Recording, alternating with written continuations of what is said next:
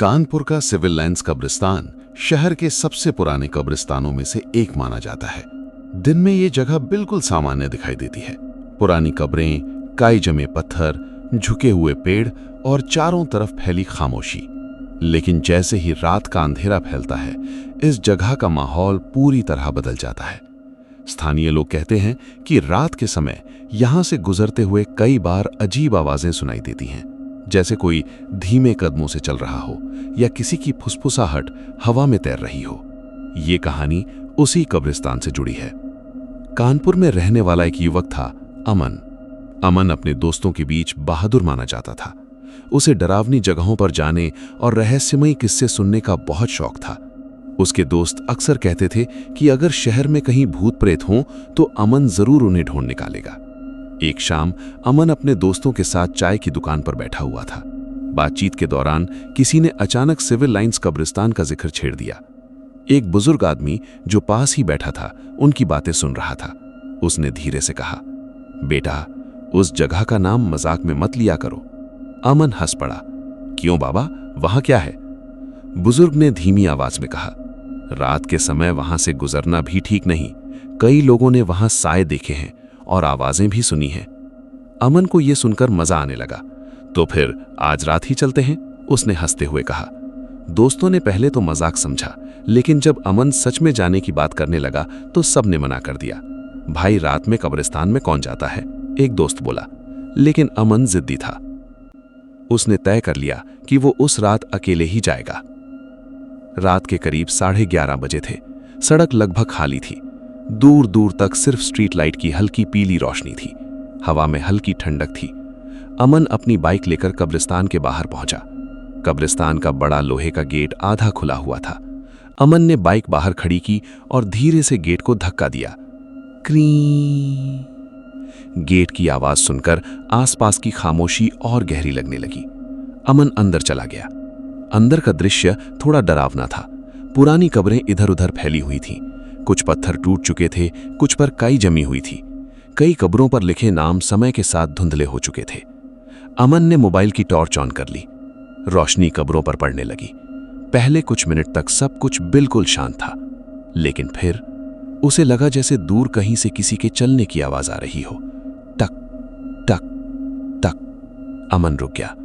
उसने चारों तरफ देखा। कोई नहीं था। उसने खुद को समझाया कि शायद हवा से कोई टहनी हिल रही होगी। वो आगे बढ़ गया। कुछ कदम चलते ही उसे अचानक ठंडी हवा का झोंका महसूस हुआ। इतनी ठंड कि उसकी सांस से हल्की भाप निकलने लगी।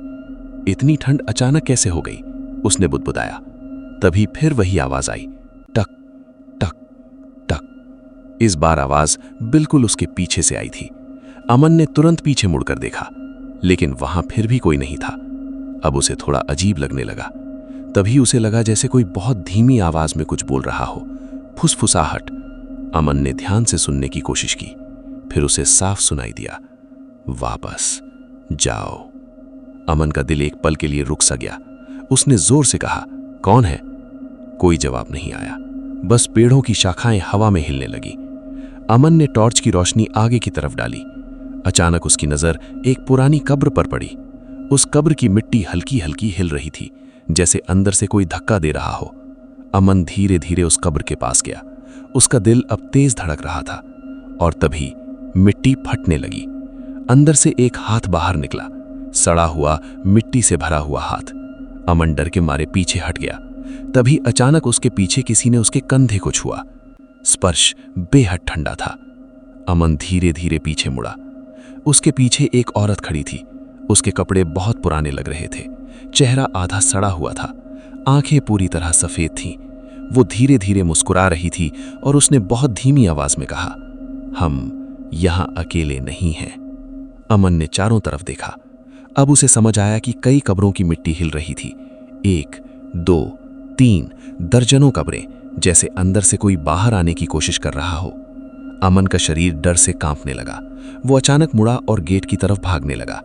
पेड़ों के बीच से भागते हुए उसे पीछे कई कदमों की आवाज सुनाई देने लगी, टक टक टक टक। अब ये कई लोगों के चलने की आवाज थी। अमन ने गलती से पीछे मुड़कर देखा। उसके पीछे कई साए चल रहे थे, कुछ इंसानों जैसे, कुछ बिल्कुल अजीब आकृतियों वाले। उनकी आंखें अंधेरे में चमक रही थीं। सब उसकी तरफ बढ़ रहे थे। अमन पूरी ताकत से दौड़ा। आखिरकार उसे गेट दिखाई दिया। वो भागते हुए बाहर निकल गया। जैसे ही वो गेट के बाहर आया, सारी आवाजें अचानक बंद हो गईं। चारों तरफ फिर से वही खामोशी छा गई। अमन सड़क पर खड़ा हाँफ रहा था। उसने डरते हुए पीछे मुड़कर कब्रिस्तान की तरफ देखा।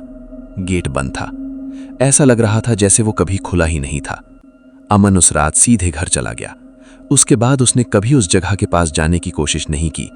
लेकिन आज भी लोग कहते हैं कि रात के समय अगर कोई सिविल लाइंस कब्रिस्तान के पास से गुजरता है तो उसे कई बार ऐसा लगता है कि कोई उसे अंदर बुला रहा है, धीमी आवाज में, आओ, हम इंतजार कर रहे हैं।